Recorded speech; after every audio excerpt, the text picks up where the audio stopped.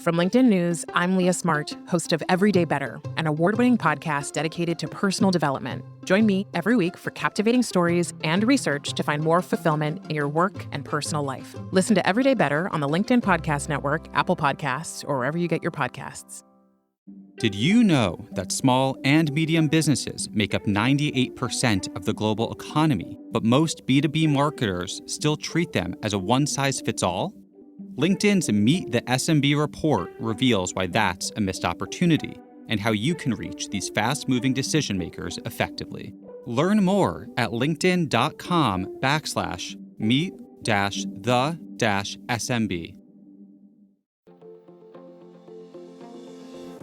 Hello, my friend, and welcome to another exciting episode of Negotiate Anything. Thanks for joining us today.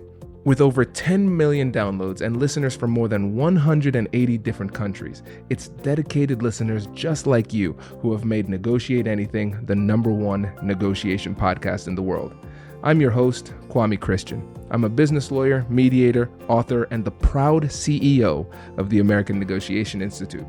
Now, before we get into today's insightful conversation, I have a golden opportunity for those of you who recognize the power of negotiation in your professional lives. Have you ever found yourself wishing that you could navigate those high-stakes conversations with more confidence? Or perhaps you're looking to empower your team with the art of persuasion and conflict resolution. At the American Negotiation Institute, we've crafted specialized keynotes and workshops tailored for those very needs. We've transformed the negotiation skills of professionals worldwide, and we're eager to do the same for you. We believe the best things in life are on the other side of difficult conversations, and our goal is to help you improve your lives and the lives of those around you, one difficult conversation at a time.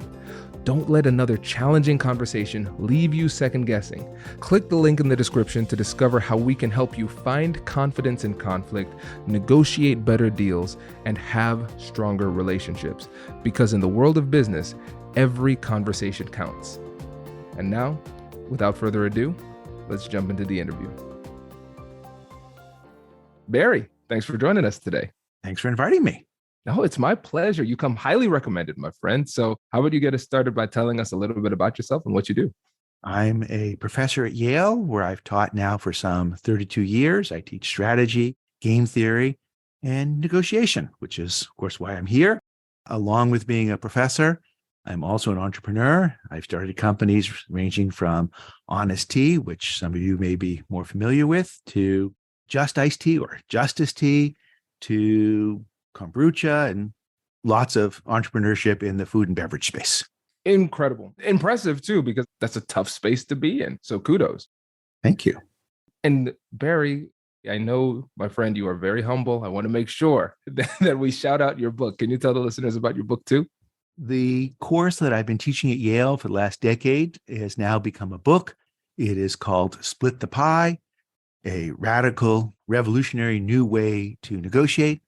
The subtitle is kind of a lie because it's actually a 2,000-year-old way to negotiate. It comes from the Babylonian Talmud, but most good ideas aren't new and most new ideas aren't good. So I'm glad that I'm able to resurrect a tried and true technique from 2,000 years ago that has largely been forgotten. Oh, that's great. Okay, so we have to get into that. Can you tell us the historical underpinnings of this before we actually get into the tactics and tools and things? Well, it'll come out when we talk about what the whole notion of the pie is. And that essentially what the Talmud does is provide a way of treating people in unequal positions equally or fairly.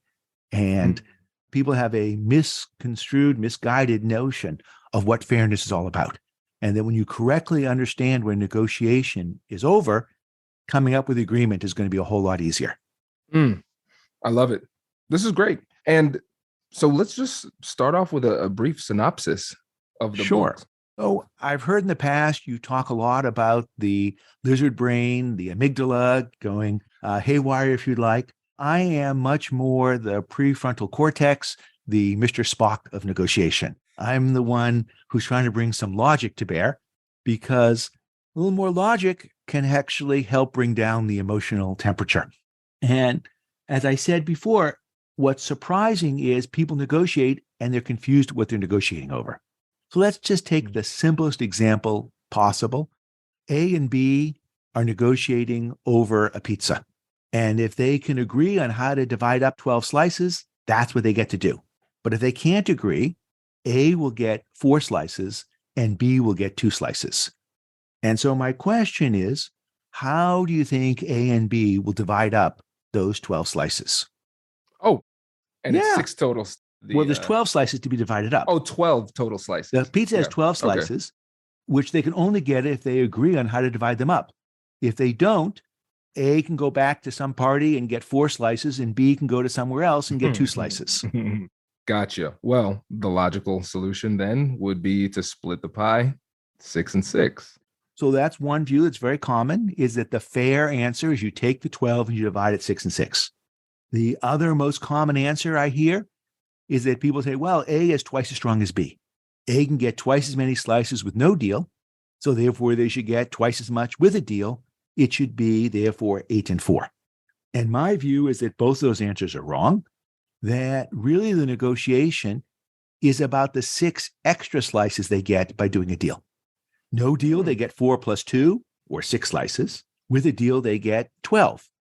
The reason they're negotiating is to go from the 4 plus 2 all the way up to 12. To get those extra 6 slices, A and B are equally necessary, equally essential, and therefore that's what we should split 3 and 3. Not the 12, but the extra 6.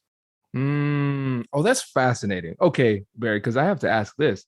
When you think about this, the approach that you provided definitely makes a lot of sense. How do you reconcile this with I think it's the ultimatum game? Yeah. So in the ultimatum game, one side makes an offer and the other side says yes or no. And my view is that's not a standard negotiation, because the person who has the power to make an ultimatum is going to get more than half the pie. Yeah. And yes, if I have the power to make a take it or leave it offer to you, that's going to give me more in the negotiation. I got that. But most negotiations, neither party really has that ability. They may say that, but I can come back with a counteroffer. And then they have to consider whether or not to take it. So we know from the work of Van der Waal that monkeys, when they're offered an unfair deal, will reject it. Monkeys, in particular capuchins, are perfectly happy to work and do tasks for cucumbers. But if one monkey is getting paid cucumbers and the other is being paid in raisins or grapes, then the monkey paid cucumbers is just going to throw those cucumbers back, is going to walk away. It's no deal. And that aversion to being treated unfairly is in our DNA. And therefore, people will reject deals which are profitable if they think they're being treated unfairly. What ultimately happens is people say, oh, you have to divide those 12 slices 6 and 6. But the person who has a 4 fallback doesn't think that's fair because they actually have more with no deal. And then the person says, well, I'll do 8 and 4. And then the person on the 4 side says, no, that's not fair. And so ultimately, when you come up with a notion of fairness, it should not depend on which side you're on. It should be taken, if you like, from a veil of ignorance, from a blindfolded perspective. And when you understand what the pie is truly, that extra 6 slices, then you also understand that power and fairness both say split it 3 and 3. That's so fascinating. Yeah, it makes sense. And it's definitely a bit of a paradigm shift sometimes too. So no, it's definitely a paradigm shift as well, because a lot of times I think today there's a lot of focus on emotions and feelings. And I think that there's value there, but it's refreshing to see a focus on logic and a rational approach to deal making and decision making. Sure. And if you can combine Mr. Spock's logic and Captain Kirk's emotional intelligence, then you're totally made. There you go. And now let's say we try to use this more logical approach to negotiation. And on the other side of the conversation is somebody who is more emotional, that is more, let's say, limbically driven. And their feelings are leading them, because they're looking at it only from their own perspective, their feelings leading them to feel like it's an unfair deal, even though objectively it's not an unfair deal. How do you work through that with somebody who's not acting logically? I think that if you can help somebody understand that what I'm proposing is truly fair, it's hard to turn that down. And so I'll give you an example with my mother. She was living in Sarasota, where she had rented for a decade. And her landlord says to her, with this whole work from home thing, I'm going to put this house up for sale. And I think with this market, I can get $800,000 for it. but since you're living there, I'm happy to sell it to you for $790.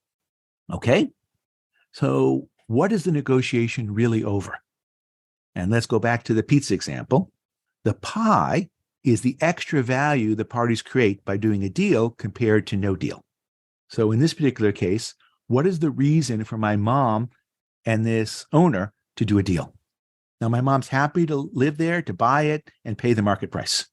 And so I would say for your mother, it's the continuity, being able to stay in the same spot. Yeah. And for the person on the other side, the Landlord. seller, the landlord, Seller. it would be to, first of all, not have the stress of having to deal with a house or a tenant or anything like that. So that freedom is part of it, but also getting that liquidity so they could have more options down the road. But both of those things are going to happen no matter who they sell it to. That's true. So what's the advantage of selling it to my mom? Advantage of selling it to your mom is speed of the deal. You don't need to go through an agent. You also probably save the money on the commission then if you go directly. Yeah. And then also one thing that I've heard a lot in real estate is people actually care about the house itself. The person would probably trust your mom to take care of the house in a way that they feel is respectful. That's it was a rental house, so therefore I'm not sure he cared so much about that. But he doesn't have to spend $10,000 putting in new carpets and appliances and repainting. He doesn't have to worry about the apartment being empty for a month or two while he's trying to rent it. And he can save 5% or about $40,000 in real estate agent commission, which is a nice chunk of change. So my mom writes back and says, look, I'm happy to buy it at market price. And if I buy it from you, I will save the cost of moving, psychic costs, financial costs. You'll save the cost of fixing it up and possibly have it empty. And let's call that a wash. And then there's a $5,000 or 5% or $40,000 real estate agent commission. We should split that 20/20. He writes back, and this is now to your point about emotional and misunderstanding things. He writes back and says, Marcia, I don't think you understand. It's a hot market. That's why I should get 3/4, not half of the savings in the real estate agent fee. And with my help, she writes back and says, the fact that it's a hot market is why the market price is high. But if you sell to anybody else at $800,000, you collect $760. And if I buy the equivalent house from anybody else, I have to pay $800. The only way we can save that $40,000 is if I'm the buyer and you're the seller. And he gets it. He says, yep, I see that now. So we can split the real estate agent commission 50-50. And then what's market price? Well, one of my other dictums is I like to turn negotiation into a data exercise. So we're going to agree that I'll buy the house at market price and split the savings. And as for what the right market price is, there were 5 other houses that had sold on that very street in the last 6 months because it's a development. They're all kind of similar. So you adjust them for the size of the house. And I think we got a number like 783, 512, or in that range. And then we split the agent fee. And then he gets true religion and says, why are we each hiring separate lawyers? Why don't we just hire one lawyer to do the closing and save another $3,000?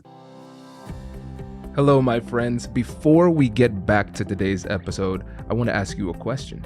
Have you ever wondered how to elevate your team's negotiation game and how you can help the folks on your team have better, difficult conversations?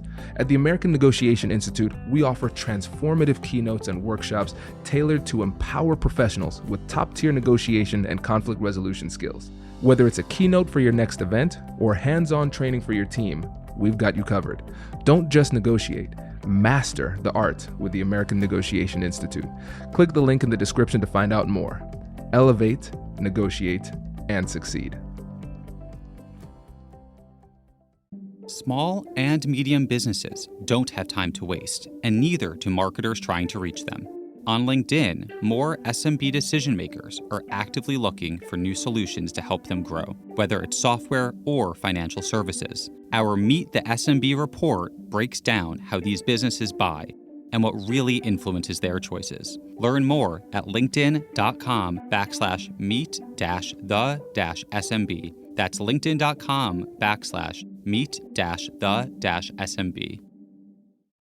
Brilliant. This is a really great example of what we've been talking about the whole time, obviously. But I think one of the other things that I can take from this, and I'd love to hear your thoughts on this too, is that when the person on the other side, the seller, got more emotional and said, no, I deserve more because of these reasons, which were not logical considering the circumstances, the response was to maintain that same logical approach in the face of emotionality. And it seems like a lot of times people get drawn down into this unproductive emotional back and forth instead of staying true to the logical approach. As my colleague Dalian Kane says, you don't fire with fire, you fight fire with water.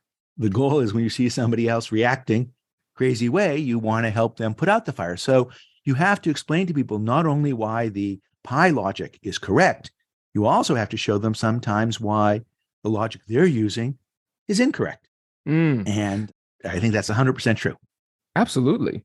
Now, how we do this, we have to do it with tact too, because sometimes when somebody is confronted with the reality that they are acting illogically or irrationally, that could trigger defensiveness, which can inflame some of that. So when you're countering or challenging somebody's logic, how do we actually do that? It's less threatening when I tell them what I'm offering them is to treat them fairly, because they've often said, hey, I'm giving you a fair deal. And so if you can explain what fairness really means, I'm not trying to take advantage of you. That's something that people are much more open to. So it's not just making an argument. It's not just saying, I want more, or here's the number, or this is what I'll do. It's here's why. I'm giving you a real reason. I love this. Yeah, because essentially, if we're thinking about this like a math problem, you're showing your work. How did I come to this number? There's something substantive behind it. That makes sense. And we can argue about the work. Absolutely. But not the principle. Let's focus on that, Barry, because I think that's a really insightful point. I don't want people to miss it. Can we go deeper on that point? Sure. So let me give you one more example. In Connecticut, there was a grant to high school teachers. I think it was called RESC or RESC, in which there was $5,000 made available to pairs of math and physics teachers if they worked together to integrate their curriculum. But unfortunately, to do that required 36 hours from the physics teacher and 4 hours from the math teacher. So kind of 9-to-1 ratio in terms of work. And they could only get that 5,000 if they agreed on how to split it up. By which I mean, if the math teacher didn't like the proposed division, says, I'm not doing it, that grant goes away. So the question is, what's the pie in this negotiation and how should they divide it up? So let's start with the wrong answers. Wrong answer number 1, give all 5,000 to the physics teacher because they're doing more work. No. Wrong answer number 2, just divide it 2,500, 2,500. That's not fair because the physics teacher is doing a lot more work than the math teacher. Case 3, divide it up in the same ratio as the work. $4,500 for the physics teacher, $500 for the math teacher. Now, if I were the math teacher, I'd say in that case, I'd much rather be the physics teacher. I'd much rather do 36 hours of work and get paid $4,500 than do 4 hours of work and get paid $500. So that also tells you that isn't really fair. So let's think about what actually is fair. The pie here is not the 5,000. It's the extra amount above what it would normally take to get these people to do 40 hours of work. So because we're just talking, then we use a simple number. Let's say that overtime for teachers is $50 an hour, which translates to $100,000 a year. Well, that means that the math teacher is being asked to do 4 hours or $200 of extra work, and the physics teacher is being asked to do $1,800 of extra work. That's 36 hours. So therefore, it would take $2,000 to compensate them for the work. The extra amount, the pie, is the $2,000 to $5,000. That $3,000, which is really compensation above what it would take to do that work. So we take the $3,000 and we divide that $1,500, and the math teacher gets an extra $200 for their hours of work, and the physics teacher gets an extra $1,800 for their work. Now, if I have to convince you why that's really right, here are some ways of thinking about it. Imagine that the total amount available was only $1,000 to do this work. Well, we wouldn't divide it up in the 9-to-1 ratio because basically there's not enough money there. The teacher would just say, no, I'm not interested in this at that. In fact, until the total amount is up to around 2,000, they're just going to say no to this project. It's not worthwhile. So as a result, what we really need to think about is the extra value that's created by this deal. In this particular case, the 3,000. And if I needed to convince the physics teacher a little bit more, I could say the following. Well, imagine we're each doing 20 hours of work. Then it's clear we divided up 2,500, 2,500. Right? You with me on that? And if the math teacher says to the physics teacher, look, I know I'm only doing 4, but how about I cover 16 hours of homeroom for you? So now I'm doing 20 and you're only doing 20 extra. Sure. Then we got a deal, 2,500, 2,500. And then the math teacher says to the physics teacher, oh, by the way, you know those homeroom hours, those 16 homeroom hours I'm supposed to cover for you? Can I buy them back for $50 an hour? And of course, the person would say, yes, that's a fine price. Sure, I'd do that at $50 an hour. So basically, that's another way of seeing how you could get there. It's fascinating. Now, here's one question, Barry. So what happens? Let's go a little bit deeper because we touched on it here with this one. What happens if there's a fundamental disagreement on what the pie is? Yeah. So by the way, what's the nature of the disagreement here? Should it be $40 an hour? Should it be $50 an hour? I don't really know that's the right number. Note, by the way, it doesn't change the answers very much. So it's true. I said, in the end, what's the fair market price for the house? What's the right market price for those extra 40 hours of work? Is it $1,600, which would be $40 an hour, or is it $2,000? Okay, yeah. So basically, there may be a disagreement over $400, relatively speaking, in terms of what the actual size of the pie is. I got that. But that's a small amount. And that's if you like a technical discussion, as opposed to a principles. Like, yes, we've agreed we're going to create a big pie and split it. And now we can bring data to bear about what's the right compensation per hour. You know what's interesting? And this is kind of off the cuff, Barry. So everything's off the cuff today. Yeah, that's true. So you tell me where I'm wrong on this one. It seems like using this more principled approach essentially lays down the ground rules for a much more productive conversation because you set some parameters with which people can negotiate with it. What I want to do is agree up front that our goal is to create a large pie and split it. And once I've done that, now I can be much more open with you about what we're trying to achieve because I don't have to watch my back the whole time. And I also know we're going to have a deal and we can focus on the things that we like about the deal. Namely, how do we expand the pie? As opposed to the parts that are challenging, which is how much am I going to get? And I agree that there can be some dispute level about what the actual pie is. But that's more of a data exercise. So in my own life, the place that this really came into play was when we sold Honest Tea to Coca-Cola. We had a problem. Our company had about 23 million in sales, and that was just too small to fit in the Coke system.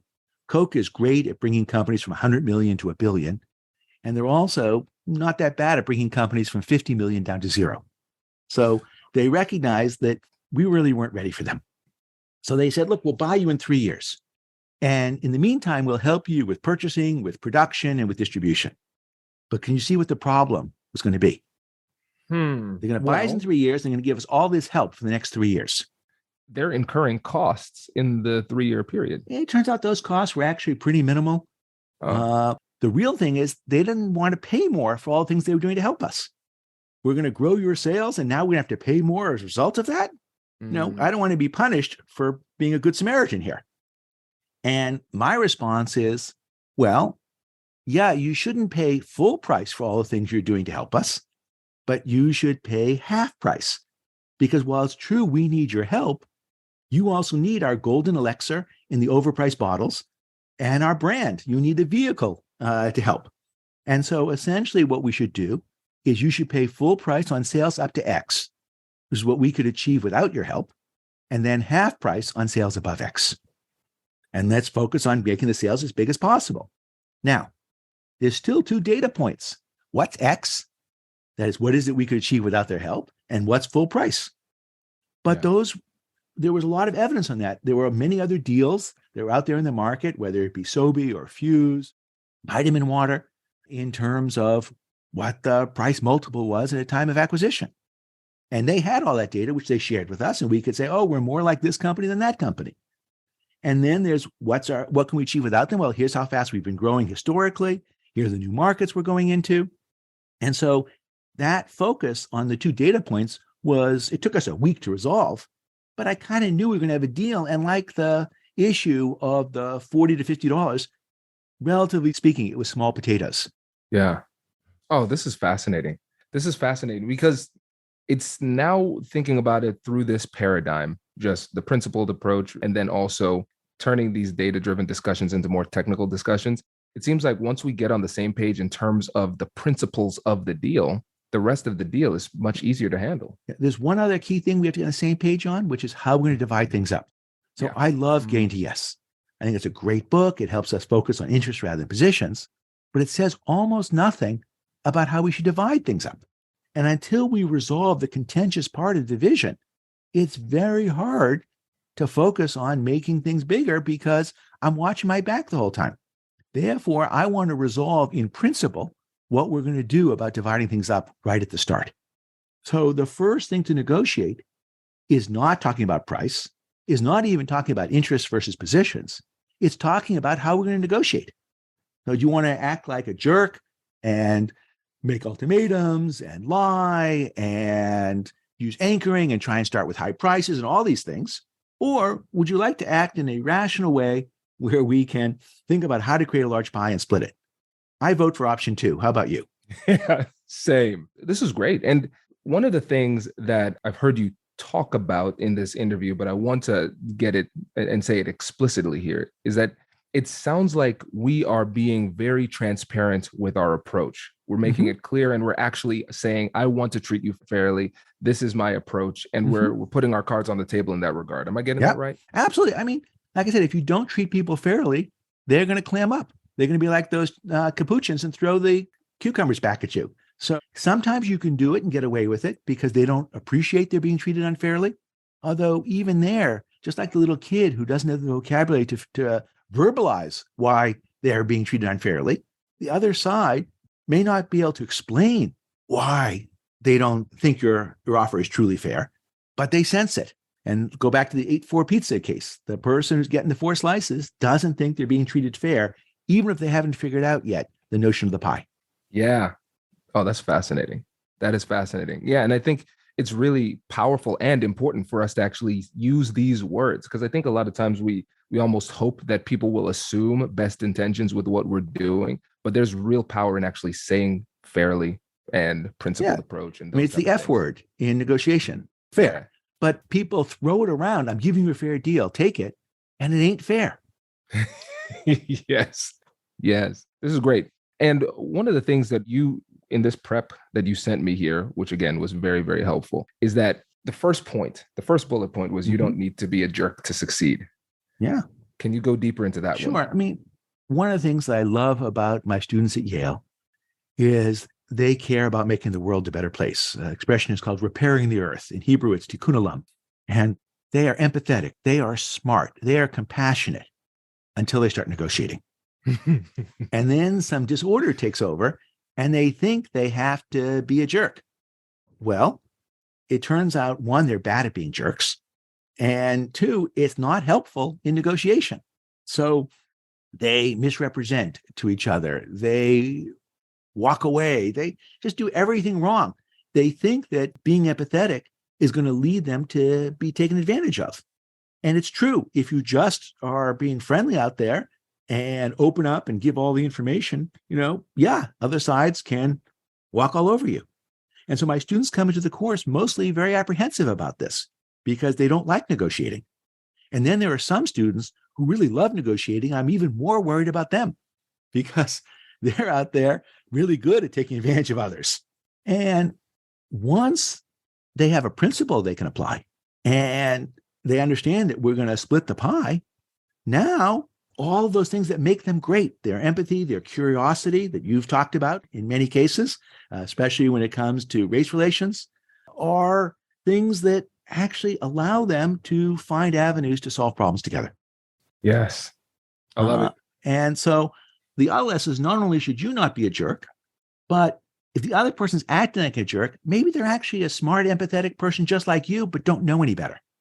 And therefore, when you offer them this alternative, you allow them to have their inner, warm, empathetic, curious person come back out. That last point, Barry, is so important because it's so funny because a lot of people say somebody else is a jerk. This person's being ridiculous. They're being irrational, but they don't have the humility potentially or the self-awareness to recognize that they display those exact same behaviors under duress.